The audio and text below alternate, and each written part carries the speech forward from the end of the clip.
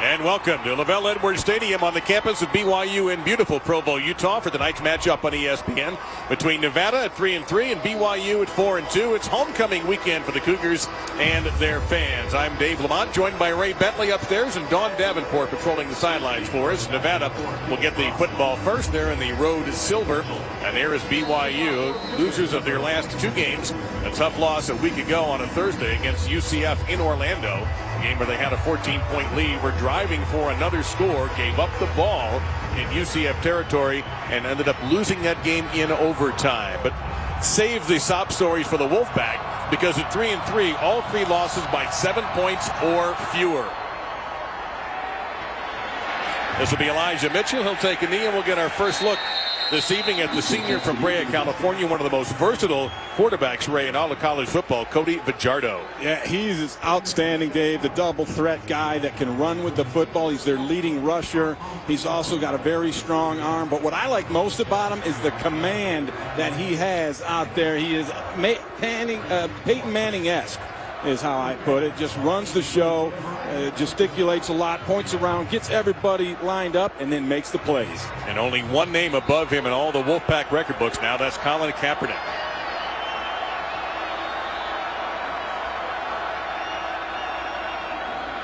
Not surprisingly, we'll see Nevada in the pistol formation from time to time. That was invented by their former coach, Chris Ault. And straight ahead for nothing. You see right away Travis Tulioma blocking that play. No gain at all as we bring you the Northwest Mutual Planning for Success tees. And you take a look at it, it's a race to 24 points. Bronco Mendenhall, coach of BYU, said that's how they plan to play this game. Three-step passing game, huge for each of these quarterbacks. Cody Fajardo, a big threat outside of the pocket, and both these teams are going to wing the ball deep tonight. BYU bringing some pressure from the edge. This will be out on the flat of the 25 to the 26. The flag is down. A very short gain that time. Picked up by Richie Turner, the senior from Long Beach. We'll see what our crew is called. David Alvarez is the referee. Personal foul. Roughing the passer. Defense, number 21. Hit to the quarterback's helmet. 15-yard penalty enforced from the end of the run. First down. Very surprising, Ray, that BYU this year is ranked 126th in penalty yards. Yeah, and you can see right there a hit to the head, and they're going to call that, and they should. Fajardo made a nice adjustment, saw the blitz coming, threw in behind it, and you know what? BYU did a nice job covering it, but you got the penalty, and that'll move them along the field. So from their own 41-yard line, the first down of the game. Fajardo, the long throw up high and incomplete, intended for Jericho Richardson. He took a tough spill on the hit by Michael Davis, 2nd and 10, and he looks like he's going to need to sit out a few plays. Officials timeout for injury. Here's one of those three-step drops I talked about, the quick game. Got the ball up high and just landed wrong. That's tough when you're up in the air and get hit. You come down, you just have no way to brace yourself. Yeah, really the hit wasn't as much of an issue as the landing. Jericho Richardson, a very effective receiver, came in fact, as the leading receiver. 35 catches, only a sophomore from North Hills, California, so hopefully he will be able to come back. Yeah, and in talking with Brian Polian, the head coach in Nevada, he really likes the demeanor of Jericho Richardson. Said he's kind of a quiet, very observant young man, and he's also a great conversationalist. You don't often hear that kind of compliment from a coach. 2nd down and 10. You don't often hear compliments from coaches, period. That's the tight end Gibson, who is in motion. Straight ahead, now a little bit off the edge, and that's going to be close to a first down by Don Jackson. Robertson Daniel in there on the stop. That is going to be a gain of 10, and they'll move the chains. Nice vision by Jackson. He saw the two defenders from BYU get up the field. Watch him up here, just running past the play was Kaufusi, and he saw it cut back inside, and Jackson gets a nice little gain. Leading rusher Jackson, other than Fajardo, the leading non-quarterback rusher for the Wolfpack.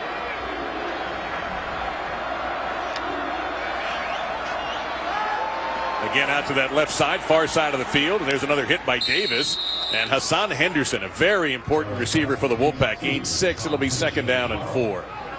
And it's interesting with this offense, Dave, they will basically give a signal out to a receiver, which is what Fajardo did for Henderson. Everyone else, the other 9 guys, were running the power play to the right. Only the quarterback and that receiver Henderson knew he was going to run a quick out because he had a cushion over there.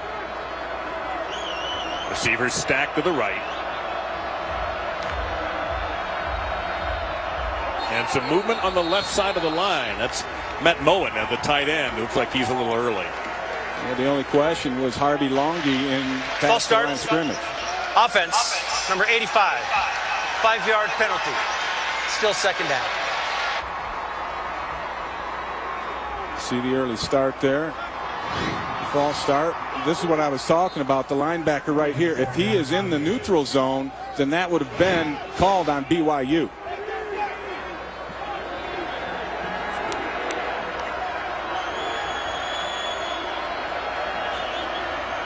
And Fajardo keeping that, and BYU waiting for him. He'll get back to the line of scrimmage.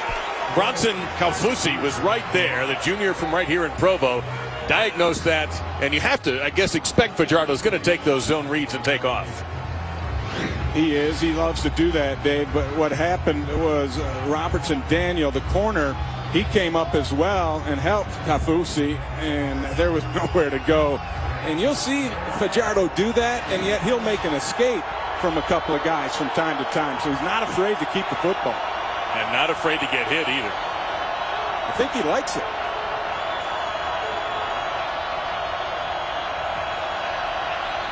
Pressure up the gut, screen pass. They've got blockers and a 1st down and a whole lot more down to the 30 and inside the 30-yard line. The screen to Don Jackson.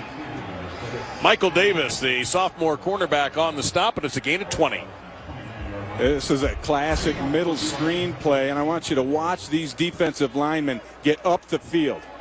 And they just go almost blindly, and there's nobody left. The linebackers had dropped out, and great execution. Delay on the handoff. Jackson one more time. He'll get to the 26-yard line, pick up 3. Travis Tuioloma in on the stop. That'll be 2nd down and 7 coming up. Nevada putting together a nice drive here early on. I'm surprised they haven't taken a deep shot yet, because they do like to do that. They were down big time in their last game and against Colorado State, and came back, and they did it by really spreading the defense out, throwing deep passes on 1st down quite often. 9th play of the drive for Brian Polian's Wolfpack on the opening possession of our game. In the middle of the field, 2 receivers looked like they thought they were going to be the intended receiver, and neither one of them got it. Kendall Brock, number 4, looked like the main receiver there, so it's 3rd and 7. Yeah, Jared Gibson also in that mix, and when you have 2 receivers in the same spot, somebody made a mistake, and they're hearing about it on the sideline. Yeah, Jared Gibson gets to stay out on the field. So yeah, Kendall Brock bore the brunt of that. Took the brunt, exactly. Yes.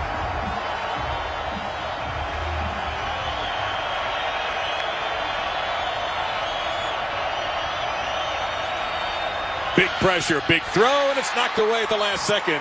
Coverage that time by Robertson Daniel, number 4. They tried to fit it into Henderson, but BYU brought the pressure. Now at 4th down and 7, Nevada has an excellent field goal kicker in Brent Zuzo, who's nearly 80% lifetime accuracy level, and deadly between 40 and 49. This would be 46, it looks like. Excuse me, 43.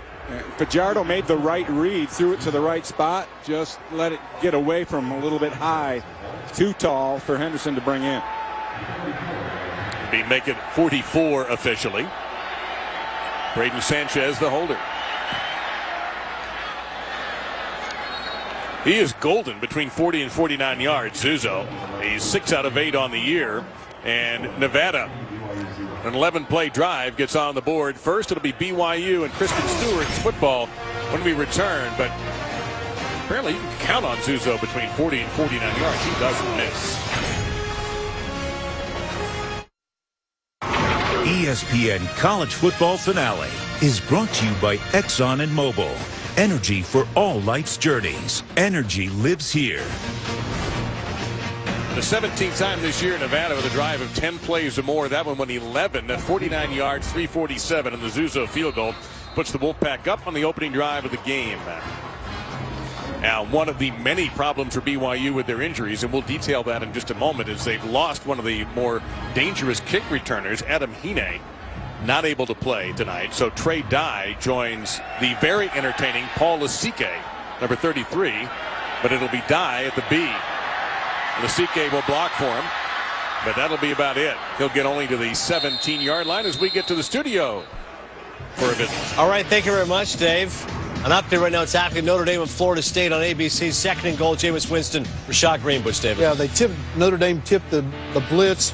Great audible, blitz beater, touchdown.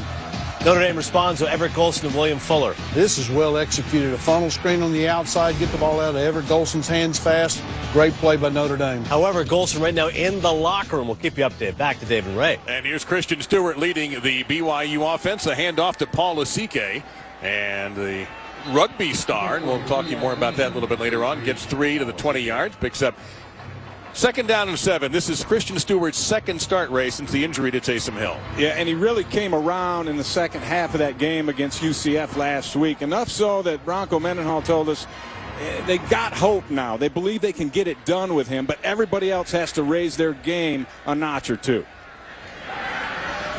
And Stewart will keep it. No, he won't. He'll throw a backward pass that time to Jordan Leslie. Leslie gets hammered at the 21-yard line. The big hit by Jonathan McNeil. We promised you more on injuries. Let's bring in the third member of our team on the field, Dawn Davenport. Well, guys, this BYU roster has suffered 23 ankle injuries alone, but it's not just the injuries that are a problem. It's the fact these injuries are happening to key guys. Without a starting running back, without a starting kick returner, without 3 of their 4 starters in the secondary here tonight. Coach Bronco Mendenhall, though, says he's very happy with the way his team has responded.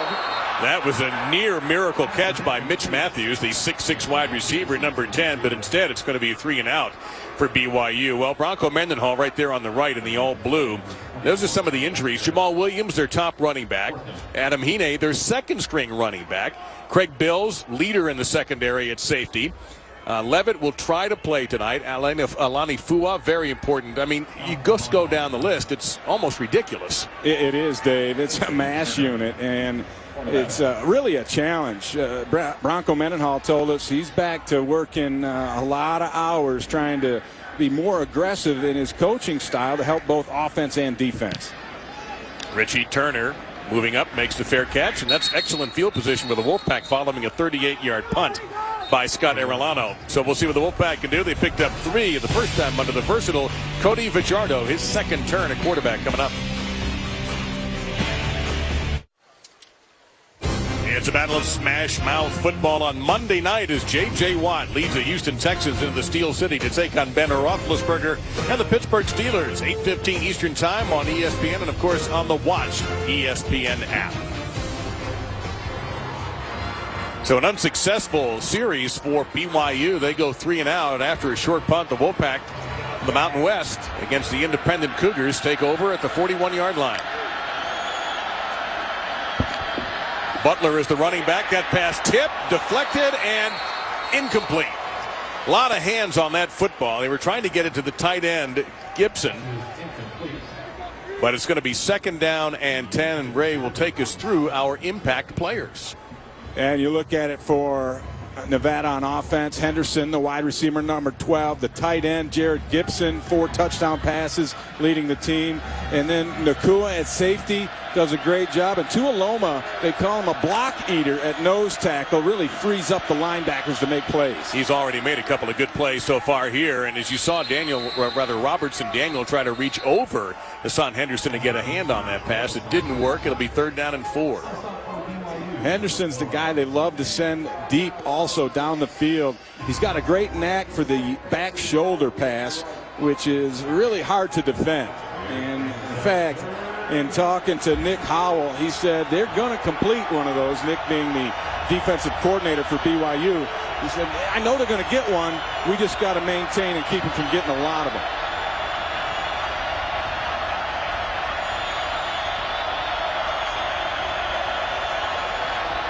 A lot of pressure again from BYU. Don't forget, Fajardo's an excellent runner. He's looking down the field, and he'll make the completion into Cougar territory. There's Henderson with another catch and another tackle for Daniel. A 13-yard pickup, first down, Nevada. What's really impressive about Cody Fajardo is when he scrambles, he keeps his eyes down the field. Watch his eyes. He never is looking at defenders or looking for a place to run. He's keeping his eyes down the field to find receivers. And you have to respect the rushing ability, too. You just can't. You have to give him a little bit of room as Turner makes the catch for 5. It'll be 2nd down and 5. So the Wolfpack in an early offensive rhythm. And then the other thing Fajardo will do to you, Dave, he's a great pump faker. And he'll pump fake it even when he goes past the line of scrimmage. I've seen him get guys jumping up, trying to block a pass that can't even be thrown. He's very deceptive in that regard. Well, you know what? I wouldn't be totally shocked if they try and shot to the end zone right here.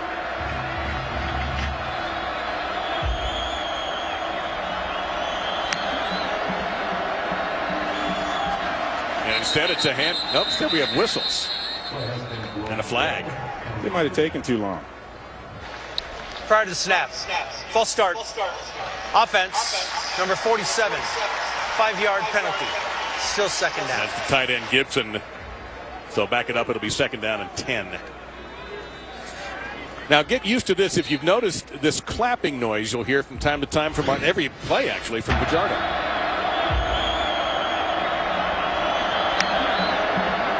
And he does that basically to signal to the center, Dave, that he's ready for the ball to be snapped. So the center can look back. If he can't hear the clap, he sees him stick his arms out wide, and he knows to start his silent count. Butler on the carry, and he'll get nowhere, quickly. Graham Rowley, number 92, wrestling him down. It'll still be 3rd down and long now.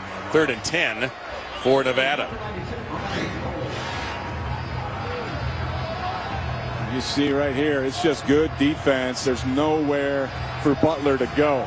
Everyone stayed in their respective gaps and forced Butler to cut back against the grain, and that's when Rowley was there waiting for him. And to mark him as a loss of a yard, 3rd down and 11. Pressure again. The quarterback's left, but it's picked up. Down the middle of the field, knocked away at the 20-yard line. Beautiful defensive play by Harvey Jackson, a one-time Cornhusker. No flag, and it'll be 4th down and 11 now. Great protection by the Nevada offensive line, and then awesome coverage down the field. This is, I mean, Fajardo had forever, and he ended up getting a guy, Turner, breaking open, but a nice close there by Jackson to break it up. There's the defensive coordinator. Walking by the former defensive coordinator, Bronco Mendenhall, did both jobs, head coach and DC, until last season when he turned it over to Nick Howell. And Nick Howell was hot about something down there. Oh, he'll get that one. Beautiful punt inside the 5-yard line, down at the 3. So Christian Stewart and the Cougars, they'll have the fans at their backs. We return. ESPN College Football Finale is brought to you by Dr. Pepper, always one of a kind, and Scion for the driven. Scion, what moves you? Beautiful, beautiful day and weekend in Provo. On the campus of BYU, homecoming weekend, a ton of activities.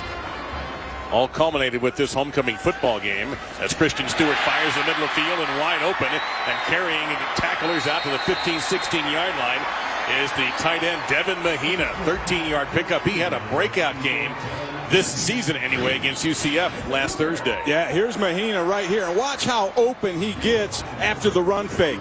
Both linebackers are blitzing up the middle. Just a perfect call by Robert Anai, the offensive coordinator. And another good call and great execution is getting open there for the 1st down and a lot more for BYU. That's Mitchell Juergens. And that's one of the signs that Bronco Mendenhall talked about with the growth of Christian Stewart. That was a nice throw up the seam, right on target, threw it to the right guy and made a quick decision. A 23-yard gain now. This is Algernon Brown. Brown getting loose, and he'll get to the 50-yard line. And from the 3, they've gotten to the 50 in 3 plays. It's Raheem Yates making the stop for the Wolfpack. That's a gain of 11 and another 1st down. And this is a confidence-building drive right now for BYU and their quarterback, Christian Stewart, who's really in just his 8th quarter of football.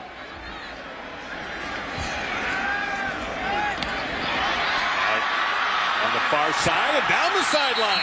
Jordan Leslie looked like he was going to be out of bounds, but instead he picked up additional yardage. They're going to mark him at the 38-yard line for another Cougars first down after a gain of a dozen. And this, see how far back the corner is right there? This is an automatic that was called by Stewart, taking advantage of that defensive alignment that Nevada showed. Leslie now has a catch in 35 consecutive games dating back to his days at UTEP. And Stewart is hit as he throws. And the ruling on the field is going to be an incomplete pass. The pressure by Lenny Jones, who broke in. There he goes. That is number 94. Getting some love from his teammates. Was an incomplete forward pass. Second down.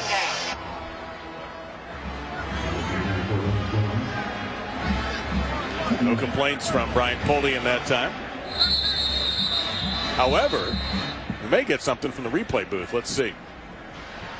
The previous play is under further review. The ruling on the field was an incomplete forward pass. And don't forget, it has to be indisputable video evidence, and we have a veteran crew tonight in the replay booth. Yeah, Bob Wasatich and Bob Taylor are the two guys up there.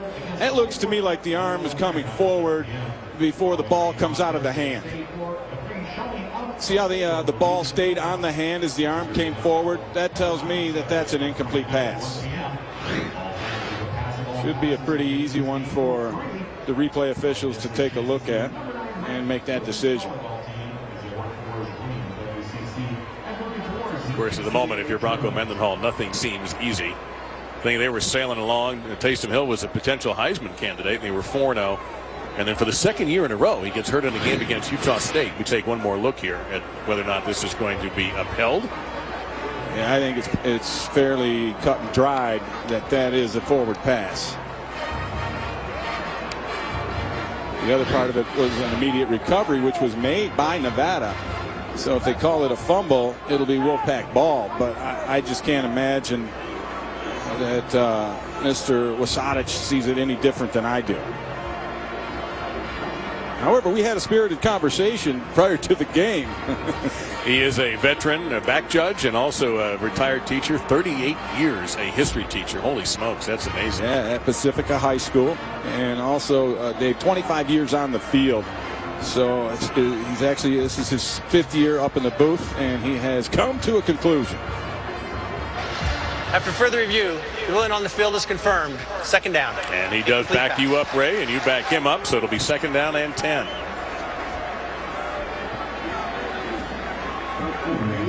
Seeing a trend of more and more of coaches, both coordinators on fields, Ray. And there's Robert and I, the offensive coordinator for BYU. Don't see the offensive guys on the field quite as much as the defensive guys. No, some of them like to be in the sterile environment in the booth without a lot of things going on. But I would be on the field myself. I want to see my guys. Another deflected pass, a bit of a swat at the line. It'll be third down and 10. And Rakeem Yates picked up that swat right there. Let's take a look at some of the impact players when BYU has the ball. Jordan Leslie, the guy that they feel they have to get into the offense, that got to throw balls in his directions. Paul Lasike, the running back, who is also a rugby star, and then Seau and Lyons, a couple of good defenders for Nevada. Stewart in a little bit of trouble, took a hard shot. Boy, and that's what they don't want. Brock Hecking got him from behind and put a pretty good hit on him. As he flies around the field. I love the way Hecking plays this game. And you're going to see him chase this thing down. He missed him in the backfield, and he just keeps the motor running. And watch him finish up right there and just get himself a piece of the quarterback. And they're going to go for it on fourth down and 7. You got to watch for Hecking, 53, because he's a great sack specialist. But they get the throw off, and inside the 20-yard line, Mitch Matthews, a big target. It's a 15-yard pickup, and the 4th and 7 decision working for Bronco Mendenhall. And a great throw. Here's your receiver. You're going to see a comeback route, and it takes time for it to develop. And Stewart had the protection. It was there with the coverage laying off, and he threw it out on time and accurately. Brown is the tailback, number 24. He goes out in a pattern. Stewart eludes one rusher. Brown will make the catch at the 15 and take a tackler inside the 10. And it's another BYU first down. Nigel Hawkins, number 23, on the stop. But it's first and goal for the Cougars. And he just dumps it to the back, out of the backfield. It kind of saves him. You know, he's looking down the field to his left, feels the pressure, which is another step of growth for Christian Stewart, and feeling that pressure. He couldn't see it. He sensed it. Got out of that pocket and found a man to dump it down to. And there's another ankle, it looks like, for BYU. It's an epidemic around here. As Dawn mentioned at the start of the show, 23 ankle injuries this year. Rocco Mendenhall told us yesterday. Yeah, I almost taped my ankles before I came over here today, just in case. Now, Paul Lasike, one of our impact players, number 33, isn't a tailback for BYU. They're missing Jamal Williams and Adam Hine, their top 2 tailbacks, but Lasike is a very entertaining option. To the end zone, incomplete, trying to get it into Leslie, and in coverage that time is Charles Garrett. And Garrett's a savvy veteran, making his 30th consecutive start back there, and that's not the guy I'm going to pick on if I'm going to be throwing the ball down around this area. And he did a nice job closing and breaking it up, and intended for Jordan Leslie. That'll be his 6th breakup on the year, and Garrett making his 30th start. This drive began at the Cougars' 3-yard line. Fade high in the air, wide open, and he cannot find the football. Hauk was the intended receiver. We have a flag down at the 3-yard line. And that's one Christian Stewart would love to have back if he'd have waited just a little bit longer, because there was nobody near Hauk. There's quite a lot of contact in there around the 3. We'll see how this goes.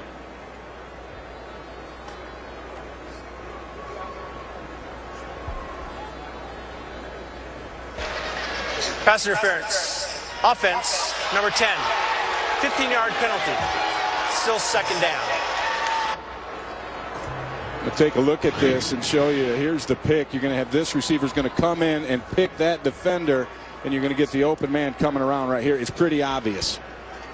Right there, that's you know, when a guy throws his hands up, he's usually guilty. Yeah, I didn't do it, but I did. It wasn't me. So even if that had been a neatly packaged touchdown, it wouldn't have counted. Stewart guns it over the middle toward the end zone, and is he in? No, he's going to be down to the 1-yard line. The diving catch by Matthews, who was called for the penalty, more than makes up for it with a 23-yard pickup. 1st and goal from the 1.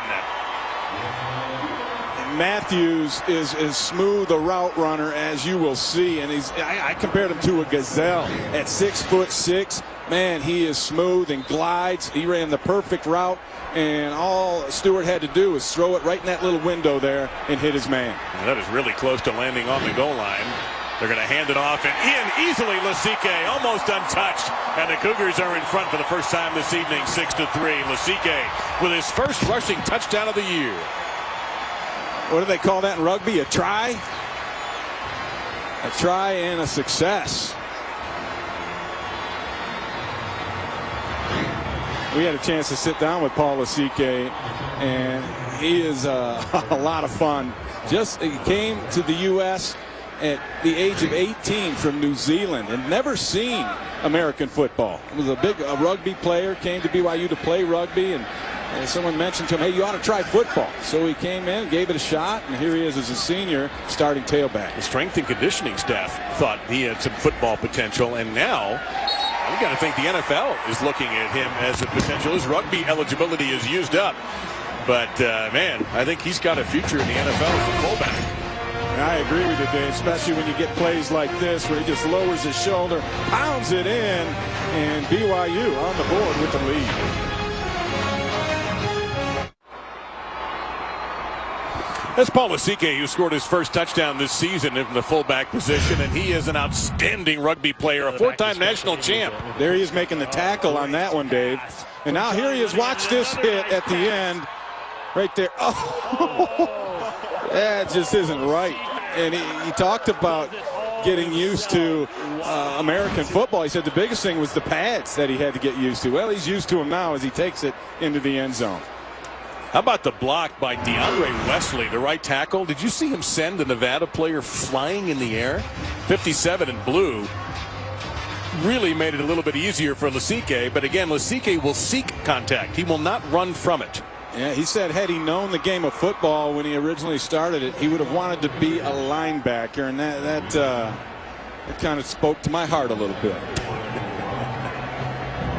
He's a rock solid guy. I mean, you just shake a hand and you know it. It'll be Mitchell and Brock back deep. This will be Mitchell at the goal line. Closed quickly. Only the 19-yard line for the Wolfpack. Let's go to the studio and join Ed and the gang. Ed? Okay, Dave. I got an update here on Notre Dame and Florida State. Carlos Williams, Robert Smith. Yeah, Carlos Williams does a great job right here. The converted safety finding a way to get it into the end zone. Nice physical run. 24 all over on ABC. Back to Dave and Ray, guys. All right, Ed, thank you very much. You see Paul Asike getting a little extra bandaging going on. That's not unusual. The hottest seat in Provo these days is the trainer's table. And Don will be with us in a second. I guess we have another update from the injury report on BYU. We'll have that for you in a moment. Meantime, Fajardo with a pump fake. There's a deep shot. He's got a man open too, and the catch is not made.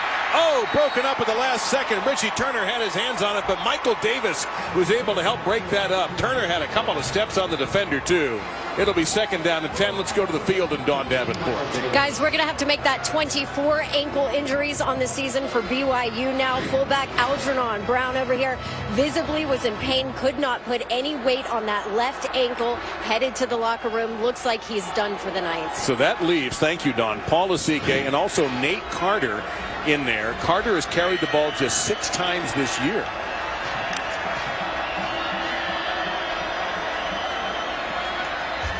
Got to the 22-yard line, and that's going to be it. Boy, I tell you what, Michael Davis, the sophomore cornerback, just shuts down Richie Turner. That'll be a 3-yard pickup, 3rd down and 7. That was a real nice close by the corner because that was another audible. And when anytime Cody Fajardo sees a corner off 8 to 10 yards, he's going to make that decision to throw the football out there and test those corners. But Davis was up for the test. BYU secondary already has 5 pass breakups, and we haven't even gotten out of the first quarter yet. And they're blitzing a lot more than I expected, Dave. From the edge, Fajardo running away from it. He's running out of field, and he's out of field. He got belted. A clean hit that time by Michael Alisa, a former running back who laid a good hit on Fajardo. It'll be 4th down. Yeah, you said it, Dave. They ran away from the corner blitz to the boundary, and Fajardo nowhere to throw the football. And then he runs out of real estate and then pays a little price for it. He got knocked about 10 yards out of bounds. But a clean hit. The contact was made inbound, so no flag thrown. Now you've got Keanu Nelson in for the injured Devin Blackman, who is doing the punt return, as Alex Boy will step out, a sophomore from Long Beach, his first punt of the night. Pretty good one, too. He got it all the way to the 28. Nice move by Nelson to make one, but that's going to be all. He is squashed by a couple of Nevada punt defenders. Tuesday, October 28th, ESPN will bring you college football playoff. Top 25, our committee of college football analysts debate who the top teams in the nation are right now. College football playoff, top 25, presented by Allstate. Tuesday, October 28th at 7:30 Eastern on ESPN, and of course, on the Watch ESPN app. So Christian Stewart is off to a pretty good start in his second start as the BYU QB. He threw some really nice passes in that last series. And there's another one that's dropped, Dave. But let's take a look at Christian Stewart from that last drive, the touchdown drive, some 99 yards. You got it started, got him out of the end zone with the shot to the tight end. You see the ball thrown out there. And everything is on target. And that's what you like to see. And then, of course, the one that got him right down to the goal line. He's 6 of 11 for 97 yards, and he's hit 5 different receivers. Fake to Lasike, and that hit the ground. It'll be 3rd down and 10. Kind of rushed that one a little bit. That's what I call a pop pass. You're seeing it at every level of football, that fake handoff, and then the quick throw into the area avoided by linebackers that are reading the run and stepping up. It's really difficult to defend. Ross Oppo was the intended receiver there. Straight ahead, big hole here for Stewart. There's the slide that the coaches want to see, and he does it after he comfortably gets a first down with a 12-yard pickup. And you mentioned the slide. I watched him against Central Florida. He must have slid a half a dozen times every time he takes off, and that was a great decision, by the way, to take off. But he's got a nice slide, and he will use it liberally. Over the top, just missed. Trying to get it to Mitchell Juergens. It'll be 2nd down and 10. And I have been impressed thus far with the command Stewart has in this offense. The way he's spreading the ball around. He's got a good pocket presence. He's been moving around quite well with that. He's taking advantage of what the defense is giving to him. Carter is the tailback, so he is getting some action as Stewart ad-libbing deep down the field. It'll be overthrown. 3rd down and 10, trying to get it to Kurt Henderson, a junior from St. George. But really good movement in the pocket again. He's sensing where the rush is coming from. He's got the awareness where the line of scrimmage was on that last play. Watch him pull up here and not go across the line and then almost make a huge play as the receiver got behind everybody. Suddenly it's 3rd and 10. 3 receivers to the quarterback's right, in trouble. And he'll tuck and run again, and he got another 1st down. Made it by about a half a yard, and he's in the Nevada territory. And one important thing about the slide, Dave, is when you initiate it, because that's when you're down. I mean, right there, they don't give you any extra yardage. So to know where the yard to gain is and then initiate the slide, that takes some wherewithal and knowing where you're at. And so far, Stewart's been on the money. On the money there with a pellet of a throw to Mitch Matthews. And that's going to be at the mark. And they're going to give it a 1st down, it looks like. Stewart's putting on a clinic. It's amazing to me when you watch how when he first came in against Utah State, he really wasn't ready. His feet weren't on the ground. He was 10 of 29 in those 3 quarters. And it seemed like the lights came on last week against Central Florida. He's still pitching it. There's a back shoulder, and it's going to be incomplete. Matthews angry with himself, or maybe with the official. I think the official. I think he thought he had it. He thought he had the foot in bounds as he made the catch. Well, let's take a look. Well, here he is. I said he runs like a gazelle, and that's a 6'6" athlete getting it done there. Oh, that was so close. He maintained control of the football the whole way. The question is, was that last foot up or on the turf? And the officials made the decision. Carter motions out of the backfield. Pressure here, a lot of pressure. Stewart on the run. It'll be incomplete. Jonathan McNeil, the linebacker, was chasing him, so it'll be 3rd down and 10. And we are seeing quite a bit of the ad-lib abilities here of Christian Stewart. Yeah, and he wants to throw the football after pulling it on that zone read look. Now, when Taysom Hill was the quarterback here, he wanted to run. Cody Fajardo, he wants to run. But they have told Christian Stewart, you're going to skip that running part and just look to throw the football after you pull it. Except the last 2 3rd downs, he got him out of it with 10-yard plus runs. This time Lasike fighting for the extra yards, but Matthew Lyons, number 9, the Wolfpack leading tackler, was in there along with some help from Charles Garrett. It's a gain of 6. Now, we've seen BYU go for it on 4th down once already. They faced 4th and 4. Back then it was 4th and 7. Yeah, and it's that kind of field position where, you know, it's a long field goal. You might as well go for it, and they are again.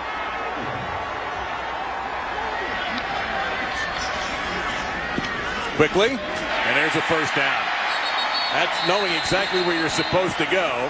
The catch made to the 36-yard line by Jordan Leslie. And as Ray mentioned several times, that's the one receiver, maybe more than any of them, that BYU wants the ball thrown to. Which is not a knock on any of the other fine receivers, but he's the man. The outside guy's going to run the little hitch there. Everyone else is going to do different things. And he finds the right guy, gets the 1st down. Great decision. Stewart again. Little fake there with his shoulders, being chased one more time. Got a big block from Carter as a defender was rushing at him, and he got a little something out of that. It'll be 2nd down and long. Pretty impressive, though, Dave, the composure, the poise that Stewart has displayed thus far in the pocket. No panic when things break down. He's been able to escape to the right spot. That is the end of the 1st quarter. Keep things going. Christian Stewart could have gone to UNLV, could have gone to Colorado State, could have gone to Utah, but he wound up at BYU, highly recruited, and now getting his opportunity with the Wolfpack. Playing some tough defense also, and a great quarterback in Cody Fajardo. But it's Paul Lasike's TD that has the Cougars in front.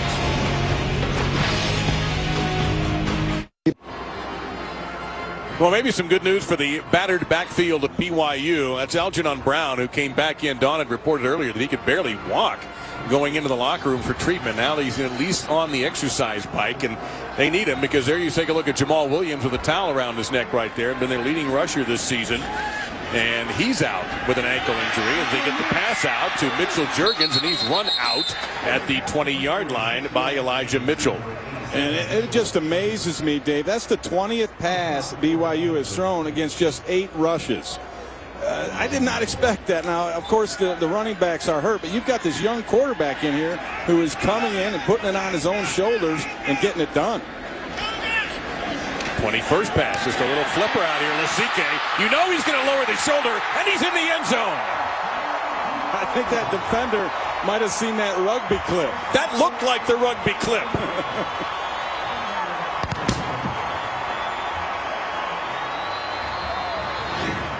Now watch Charles Garrett, 24, right here. He wants no part of this. He kind of pulls up, ducks his head. That's dangerous. And yeah. You know what, though? When you got a freight train coming at you, I can understand it a little bit. 14 plays, 72 yards, and 252.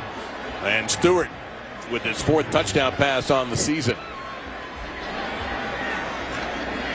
So Lasike responsible for both BYU touchdowns, showing that there is indeed some running back depth in a position that appears to be thin because of injuries. And what an evening so far, and we've got a long way to go for Christian Stewart. 11 of 21 for 147. And he just throws a perfect pass, the excellent read, gets it to the man you want to have the football because he can smell that goal line, and Lasike brings it in, and Stewart says, yeah, baby, we got it going now on offense. That was an impressive drive, Dave. 14 plays. And check in on Stewart thus far, and you see the difference between the first 2 games and what he's done thus far here tonight. He's a different guy altogether, it seems. Well, we talked about it earlier. I mean, I said it had to be shock when you lose Hill.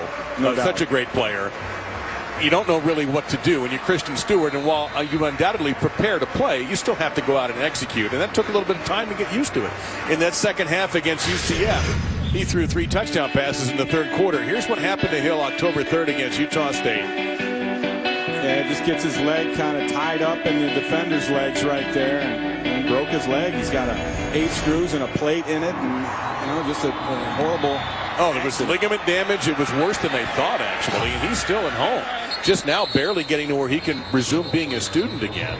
He's gets help from his wife and is able to keep up with the schoolwork, but still that's very difficult to get around, and he is not here tonight to our knowledge, so he's probably home and watching and undoubtedly proud of his friend. And it's interesting what Bronco Mendenhall told us. He said, a lot of guys were kind of getting by because Taysom was so good, and now that he's out, everybody has had to pick up their game an extra notch. And Dawn talked about it earlier. Guys are coming in together, watching film on their own more. They understand the situation this team is in. Now Fajardo and the Wolfpack in a tough situation, and Don Jackson just spun right into the arms of Manu Pikula. Nothing there, number 22, and it's 2nd and 10 coming up. Yeah, Zach Stout also in on that play, Dave, and it seems like the success that Stewart is having right now has got everybody pumped up. When you got a guy that comes in and the expectations aren't quite so high, and then he's playing lights out, everybody picks their game up. Middle screen. Nice move there by Jackson to avoid one. He's got some room down the sideline. Jackson to the 40, 35, 30. Defender trying to get the angle. Jackson cutting back, another cutback, and he's finally brought down to the 10-yard line by Dallin Levitt, one of the players who had been nicked up with an ankle injury. Hustles down to stop it after a 65-yard gain. And the key missed tackle. If you can freeze it right here, fellas, right there, 22 on the ground. He missed timeout for injury.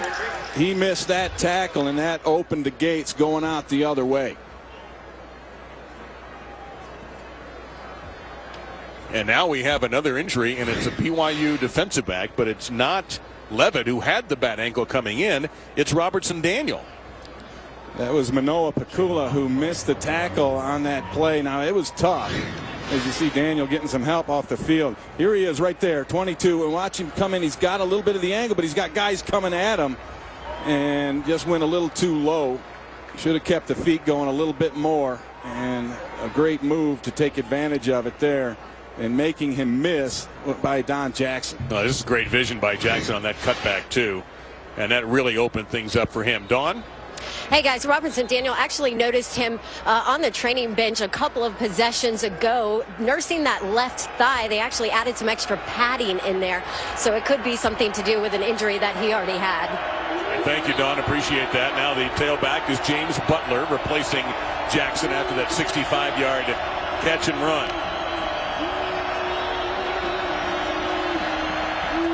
Straight ahead, Butler getting to the edge now. Butler getting to the end zone.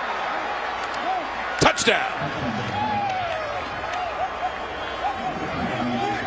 Nice cutback that time by James Butler, his third rushing touchdown of the season. Yeah, great vision to get the edge, no doubt about that. And then Austin Corbett, the left tackle there, he just kept Bronson Kaufusi occupied so that he just couldn't get off and keep his contain, and that allowed Butler to get the edge. What a response by the Wolfpack. Just when it looked like things were getting difficult for them, they come back in 61 seconds, 3 plays and 75 yards. The key play, of course, Don Jackson hooking up with Fajardo for 65 yards.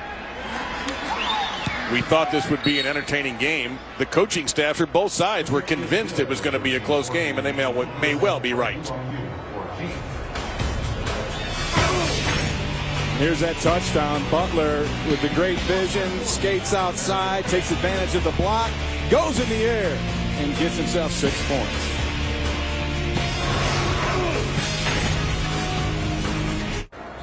And if you would like to see that airborne touchdown by James Butler, you can do so on the Watch ESPN app.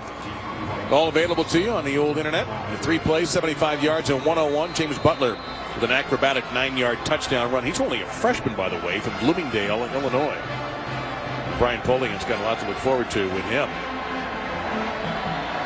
Lasike back deep. It's a short kick. And down to the 36-yard line. So great position, but we have a flag down. So an interesting decision there to go with that kind of a kick. And let's see what this is here. Little pooch kick there, Dave, and it might be offsides on the coverage team. When you got guys running sideways and stuff, it's hard to time. Offside. Kicking team, number 28. 5-yard penalty from the end of the kick. First down.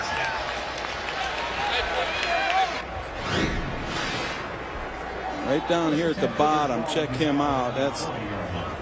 Yeah, he's over that line. You can see it right there. A good call by the officials to catch Elijah Mitchell offsides. So Lasike and Carter, the tailbacks. Brown not back in there yet. And the handoff to the 45 to the 46-yard line is Nate Carter, brought down by Charles Garrett. Carter gets 6 yards. He'd only had 8 coming into this game on just 6 carries. He was kind of buried on the depth chart a bit, but with the injuries to Williams and Hine, here's an opportunity for Carter. And now Brown. Carter gets a shot.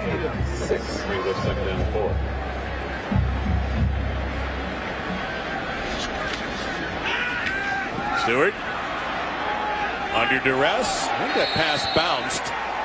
Let's see. The call is a catch. Jordan Leslie makes the catch. The official ruling that's a grab. So that'll be a first down for BYU, a gain of 10. Let's go to Adnan Verk in the studio. All right, thank you very much, Dave. Notre Dame and Florida State on ABC. Carlos Williams gives Florida State the lead. Yeah, just a great compliment, punching it in. Compliment to Jameis Winston's passing attack tonight. Second half, he's been phenomenal. Seminoles by 4, Dave. All right, Adnan, thank you very much. Yeah, that's been something else. Christian Stewart just scrambled. Well, he did the slide again, Dave, and he's like, hey, they're not supposed to be able to hit me when I slide. Now, I don't think the hit was too late, though. Well, the officials didn't throw a flag, and it's going to be a first down as Carter finds a nice hole up the middle and gets to the 26-yard line. So he's been effective in 2 carries. Randy Uzoma on the stop for the Wolfpack. It's a gain of 8. Yeah, and Lasike threw a nice block for him to open things up. This is an interesting formation. 2 backs you don't see that often anymore. Yeah, 20 personnel, 2 backs, no tight ends, 3 receivers. Now they send Carter out and Lasike as well. Middle of the field is open. Catch at the 21-yard line made by Mitch Matthews. Maybe even the 20. We'll call it a 6-yard gain. Second down and 4. Maybe even second and 3. And I'm really continue to be impressed by Christian Stewart and his composure in running this offense. It's night and day from when he first took over for the Cougars.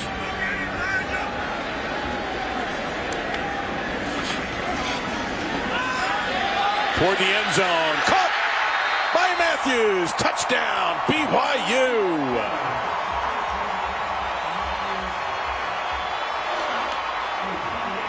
Nice touch that time by Stewart.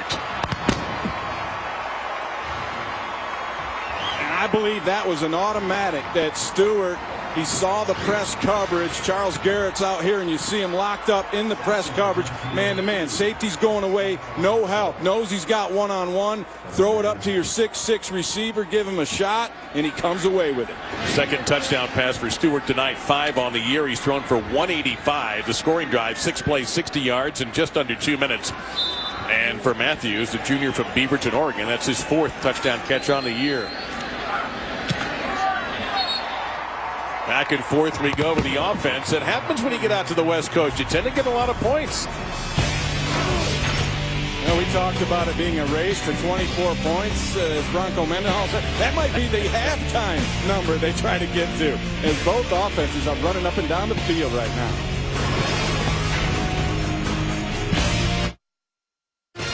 ESPN College Football Finale is brought to you by E-Trade. Are you type E?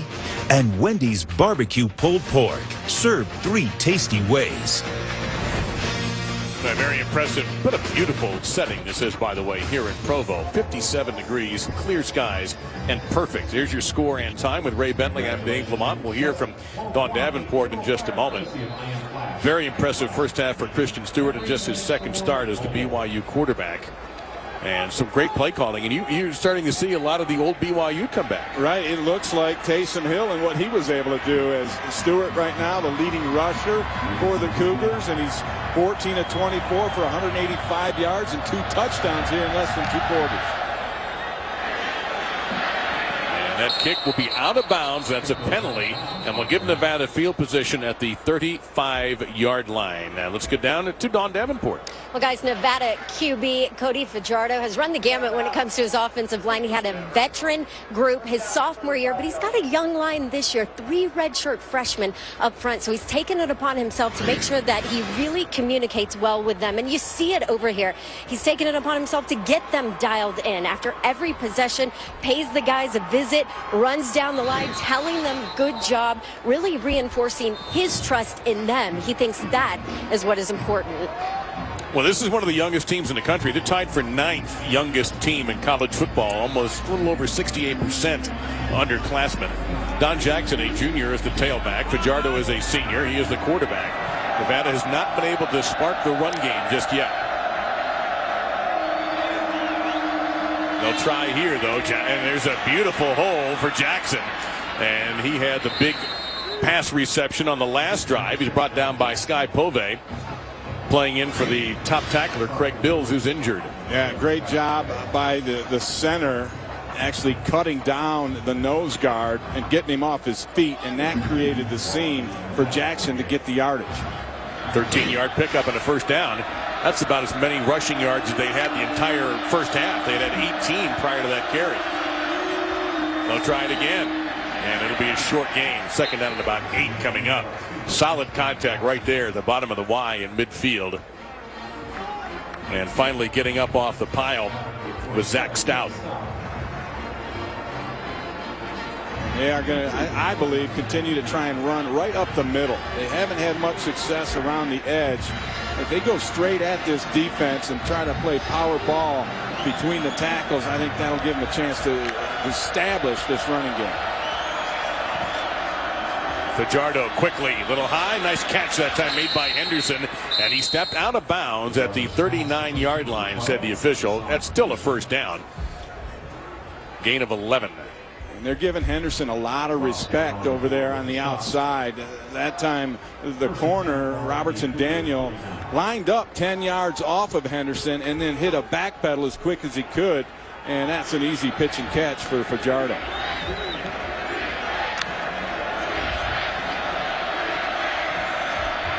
That's all sorts of movement there. That's going to cost him 5. False start, 85 offense, 5-yard penalty. Still first down. Third false start against Nevada. Brian Polian. That's going to be an emphasis undoubtedly in film study. Yeah, that one on Matt Moen, the true freshman, getting some looks at tight end right now. You see him up top here. He's going to just get a little bit of an early head start, and he's actually the man next to him as well, Kyle Roberts. Both of them moved. Time for Fajardo, and this will be well off. Second down and 15 coming up. Yeah, he saw the coverage. Michael Davis did a nice job of getting in front of the receiver out there, and Fajardo just threw that one away.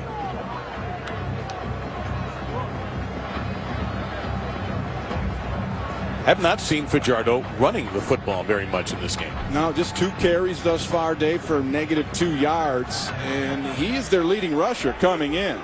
And if they're going to get this offense going the way they want it to, Fajardo's got to be able to carry the football for them. Straight ahead on the handoff, though. Boy, Jackson's got a quick burst through the hole, and Kainakua, the sophomore, playing that cat position, stopped him after a 10-yard pickup. Here comes a big 3rd and 5, although this may well be 2-down territory. Take a look at this last one. You just got 1, 2, 3 guys up front. They're dropping 8, but yet the blocking is good enough to clear the way. And talking to Nick Howell, the defensive coordinator for BYU, he said, we drop 8 to try to stop the run. It didn't work for him that time. Here comes the pressure. They bring the heat, and it's going to be short on the carry. 2 yards short, gain of 3. Here comes 4th and 2. You've got a very good field goal kicker, but you're down 11. Long way to go in the second quarter. Yeah, they're going to go for it. And if I'm making this play call, I'm going to get Cody Fajardo on the edge with a run-pass option. You see the signal is coming in and giving them 3 different guys signaling. One of them's hot. You see what they came up with. 7 seconds to snap it. Changing the play. They may have to take a timeout. Yep, they will. Brian Polian, you can see the bottom of your screen there. Polian calling a timeout. Fajardo went from that slow, elongated clap to quick clap. Called their first time out of the half. Didn't matter. We'll take the timeout with the Wolfpack and find out what the call is going to be on 4th down and 2 from head coach Brian Polian. The chase for the NASCAR Sprint Cup heads to the final race in the contender round. It's win and move on. Joey Logano won at Kansas and is automatically heading to the next round. Who will join him? The Geico 500 at Talladega tomorrow at 1 Eastern on ESPN. Also available live on Watch ESPN. Here's 4th down and 2 for the Wolfpack.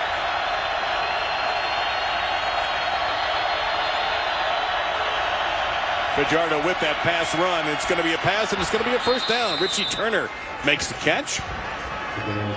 It looked more pass than run option there for Fajardo, and a nice job to keep the Nevada drive alive. Yeah, I like him getting him on the edge. You see the route by Turner, just a quick speed cut, out cut, almost impossible to defend by Michael Davis unless he tries to jump the route and guess, and you really don't want to do that too often. Back on the ground, nothing there. Maybe a yard. But the interior of the BYU defense was stopped that time. Logan Taele in there on the stop. Yeah, Taele did a nice job of closing down from his defensive end position into that B gap and just eating everything up. BYU playing without Craig Bills, their top tackler at safety, without strong linebacker Alani Fua. 2 very key players on their team. The defense, though, has played pretty well for the most part. Fajardo, ton of time. Throws off the back foot and delivers a strike to Turner out of bounds in between the 16 and 17 and a first down, or very close to one.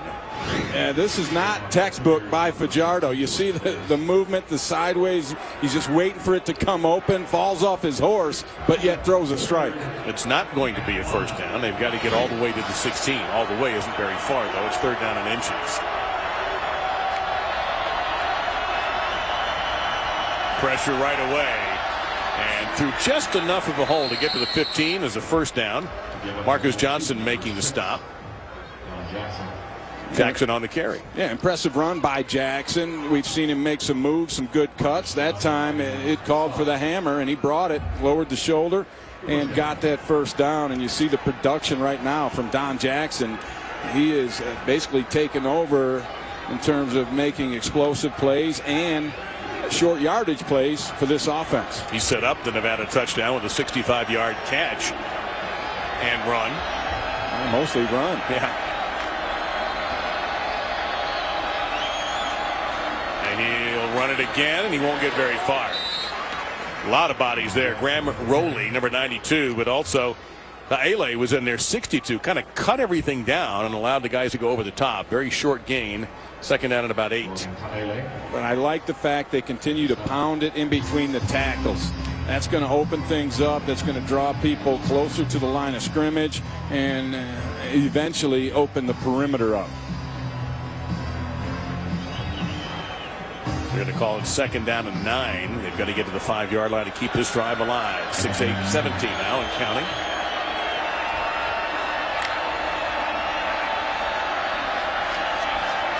Fajardo quick down to the 10. Turner again, driven out of bounds by Michael Davis, but he gets inside the 10 and down at the 8. 6-yard pickup. Here's 3rd and 3.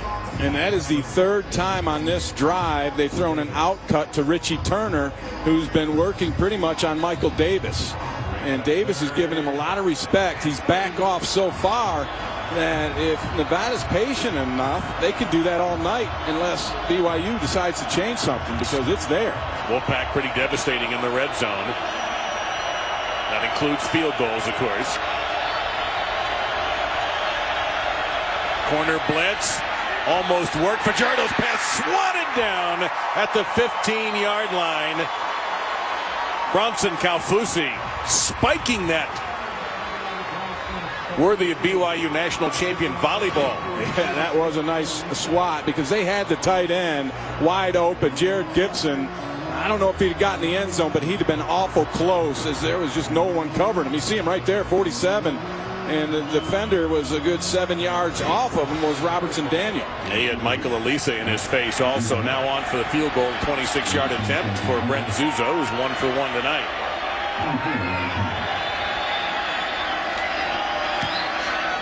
Make it 2 for 2. So a good drive by the Wolfpack. A little bit of a letdown for Nevada with the field goal, but still they put points on the board with 5:24 to go. 21-13 at BYU.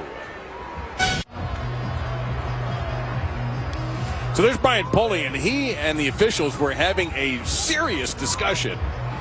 And Brian got skin color changed from, as the discussion went on, he got hotter. Yeah, he's definitely not getting the satisfaction. I'm not sure what he's upset about. Well, I didn't see anything on the field goal try, so it makes me think it had to be something that occurred during the course of that drive that Brian Polian wants an explanation for, and he's not getting satisfaction. And he is a firebrand down there. Yes, I love the way he goes about it. He reminds me of his father, Bill Polian. They get, you know what, they're peace-loving, beautiful people, but boy, don't do them wrong because you're going to hear about it. This will be Juergens on the kickoff return. He hesitated, and now he's got to go. And he's got a little bit of room. Juergens gets by 1. There is a flag down way back behind the play. Juergens is going to have a fabulous return, but will it hold up? Back at the 20-yard line, there is a marker.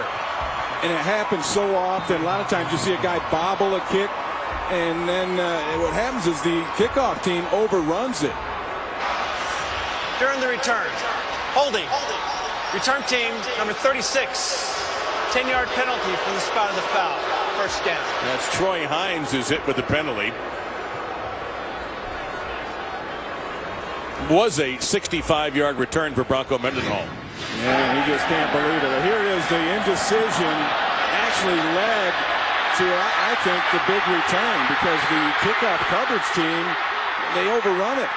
They keep coming. The timing of everything gets kind of botched, and advantage goes to the return team. Lasike will be the tailback. Penalty is a big problem for BYU on the season. 92.2 yards, ranked 126th in FBS, and quickly to the 16-yard line. That ball's fumbled. Now, what's the ruling? Is it an incompletion or a catch and a fumble? And the ruling is incompletion. Ross Oppo was the intended receiver. Let's see if he actually caught this. Well, there's Oppo, and he kind of lets the ball get on him. Man, that's close. I don't think he ever quite put it away. And the immediate recovery made by the Wolfpack. And we're going right to action, as there's not going to be a call from the booth, and it's going to be instead a big carry and a first down by Paul Lasike at 16 yards. I'm a little surprised that we didn't get paged to have another look at that, but apparently our replay officials were satisfied with the deal. That would have been a tough one to overturn. I agree. Wasn't a lot of evidence. Straight ahead, Lasike, and he will fight you every yard to the 30-yard line. He ran into a big collision with Rakeem Yates, a 270-pound junior from Fresno, number 55. Well, let's take a look at that collision, Dave. This is just pure old-fashioned football, straight ahead, no fair dodging, and Yates ends up getting Lasike down, but he paid a little bit of a price for it.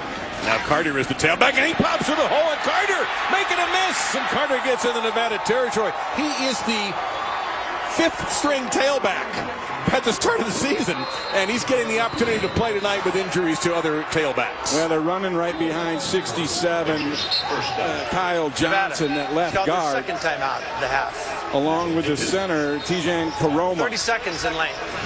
And those guys are opening up some holes right now in the middle, in the interior of that line. Brian Polian called the second Wolfpack timeout. We mentioned the bloodlines of Brian Polian. I think a lot of football fans are aware his father, who now works for ESPN on NFL commentary, and a very distinguished career. You know him well, of course, with your Buffalo Bills days. Right, he was the general manager when I played there. But he began as a ball boy for those same Buffalo Bills teams. There he is, looking over Marv Levy's shoulder. Jim Kelly in the middle there, and there's his dad, Brian and Bill Polian. And Brian, he got a great education in terms of the staffs that he has been on and the guys he has learned from. I mean, look at this list of head coaches that he has worked for. I don't know if you can get a better education than what he's got. National champions on that list. NFL champions on that list. Little make it up as they go along, and it's overthrown out of bounds for Mitch Matthews. Seen a lot of Stewart's ad-lib ability this evening. Second down and 10 coming up. He's had a very, very solid first half. You know, and going back to Brian Polian a little bit there, he said the best advice that he ever got was from Kevin Sumlin before he took this job. And he said, Brian, you just have to remember to be yourself. You can't be any of these other guys you've learned under. That pass skips, and it's incomplete. Jordan Leslie, the intended receiver. It'll be third down and 10. And I know Brian Polian, he has no problem being himself. I can tell you that. I think the officials have felt that wrath of Brian being himself in this half. He had a couple of tough calls in their almost remarkable come from behind win against Colorado State when they were down 31-3. Got it to 31-24 and had a potential tying touchdown wiped out by penalty. This is Carter. Boy, does he run well. Out to the 37-yard line. That's going to be a first down. A 10-yard pickup before McNeil brings him down. And a great block by Taryn Hout, the wide receiver, coming down on a crackback block. That really created the extra room for Carter to move the chains.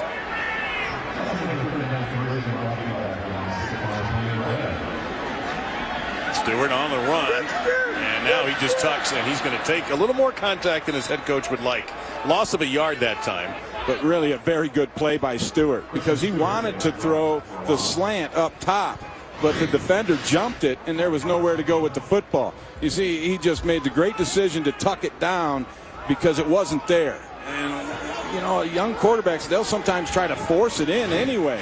And Stewart, he just lived to fight another down. That's a great decision. Yeah, not much you can do, and Brock Hecking is bearing down on you either. This time he's going to go for it all. Toward the end zone, in and gone. It'll be third down and 11. Jordan Leslie was the intended receiver. And that was just the second deep shot of the night thus far for BYU. And we talked to Guy Holliday, the wide receiver coach, and they say it's not a rule, but generally they want to take 2 shots downtown per quarter. So they're too short of that thus far. There's Coach Holliday.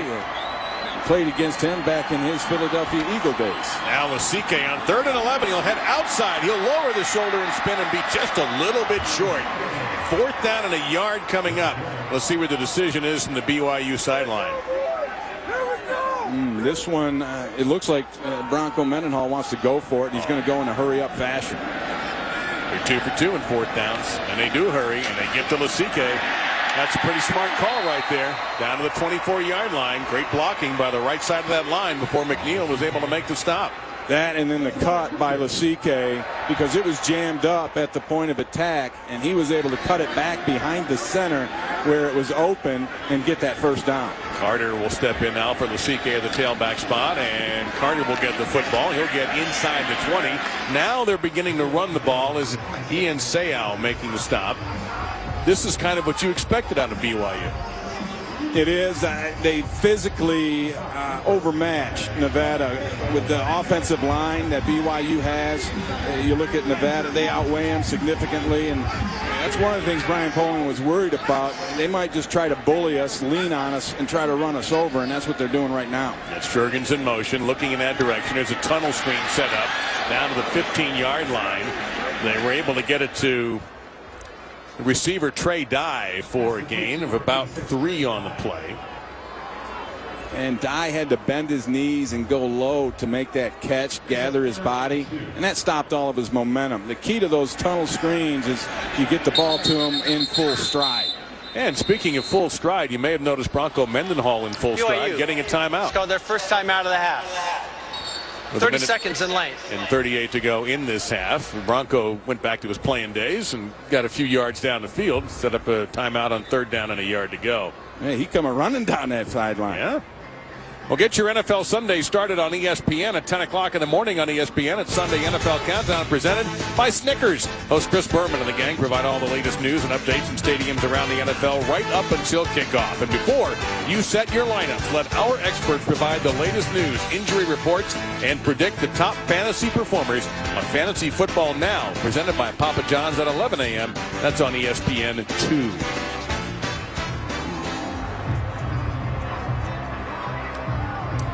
Lasike back into the tailback spot. That might have been part of the reason Bronco called the timeout, was to get his man back in. 14th play of the drive coming up. It's Lasike. It's a 1st down to the 12-yard line. There's almost an air of inevitability to it when he gets it on short yardage. McNeil with another tackle for the Wolfpack. And Dave, they keep running off that left side behind Kyle Johnson, number 67, and watching him on film, he was a dominant player. Lasike one more time. Look at him fight through. He'll get a yard where there was nothing. Hecking missed him, but he had some help, but still Lasike a load. Yeah, look at Hecking. He just stopped his feet on the deal. And when you stop your feet trying to tackle a big guy like Paul Lasike, he's going to get away from you. Coming up to a minute, Stewart looking to the end zone. He'll go underneath. It's Matthews, and he will get to the end zone. Touchdown, Brigham Young. Well, they're the first one to 24. They passed it. So 2 touchdowns tonight for Matthews. And the Blue Man Group is in the house. The last 4 drives for BYU have all resulted in 6.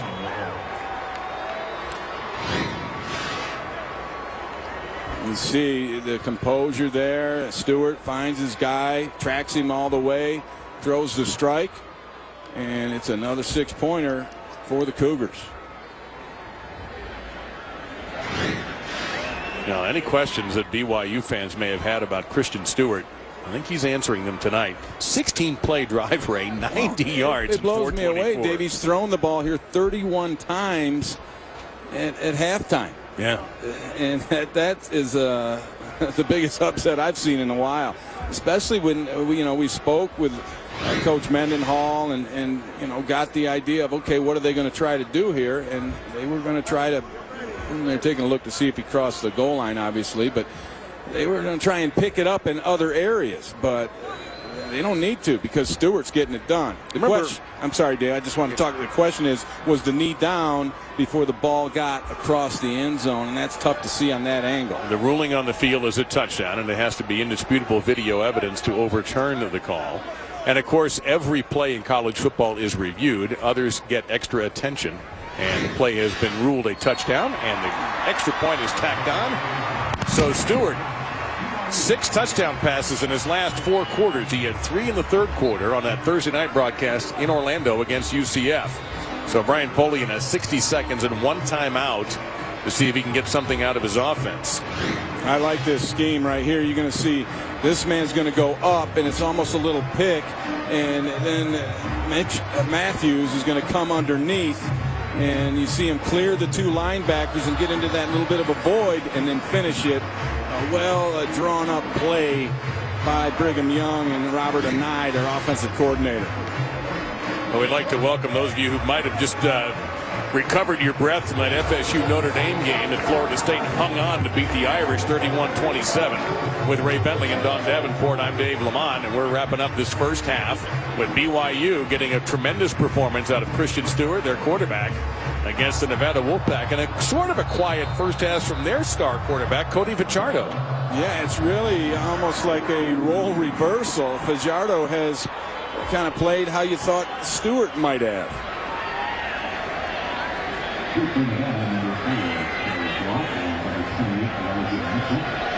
338 total yards for BYU, Nevada 202. And they'll take a knee, so they'll take the ball at the 25-yard line with 1 timeout. Let's head to the studio and Adnan Verk. Adnan?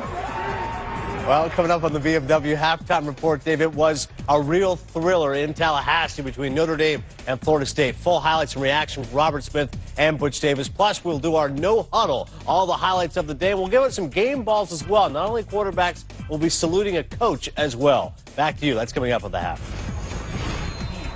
All right, lots to look forward to. And undoubtedly, Robert Smith will have some phrasing for everybody. Coach Davis, Adnan.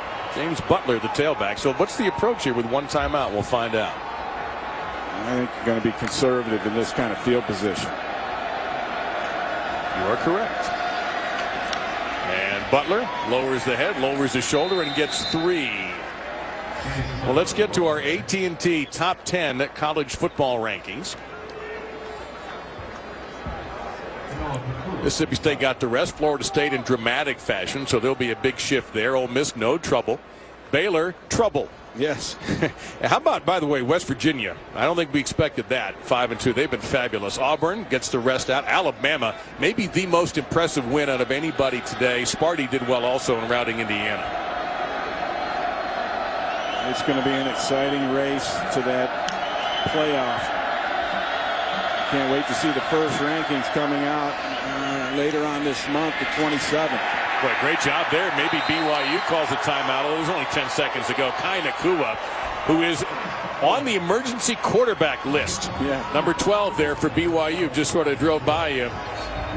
He, in the most desperate situation, will be a quarterback. But so far, it's been all Christian Stewart. He has been fantastic for BYU. The Cougars will get the football to start the second half. Nevada's got to figure out a way to slow down the BYU offense, which was on full display in that last drive. They did use the old cliche to run to set up the pass, and the power running of Paul Asike, a breakout performance for Nate Carter and also for Christian Stewart tonight, giving BYU 4 touchdowns in their last 4 drives. Yeah, it's amazing to me, Dave. They threw the ball 31 times and only ran it 20 in that half. And Dawn is standing by with Bronco Mendenhall. Yeah, well, Coach, you said it could be the first 1 to 24 tonight. You're there at the half. What's been the key to your offense putting points on the board? Balance. So right now we're doing a nice job throwing it and running it, and so protection, especially by the offensive line, is allowing it to happen. So as long as our O-line keeps playing that way, it'll be tough to stop us. I know on the other side of the ball you wanted to see your defense defend the pass better than they have. How would you assess their ability to do that? You know, they're actually doing a decent job. Screenplay hurt us, so we're a little bit predictable with when we're pressuring, so we need to mix it up a hair more. All right, thanks, Coach. Thanks. Dave? All right, thank you very much, Don. We've got a lot to show you at the studio, so don't go anywhere as BYU leads Nevada here 28-13. Studio is next.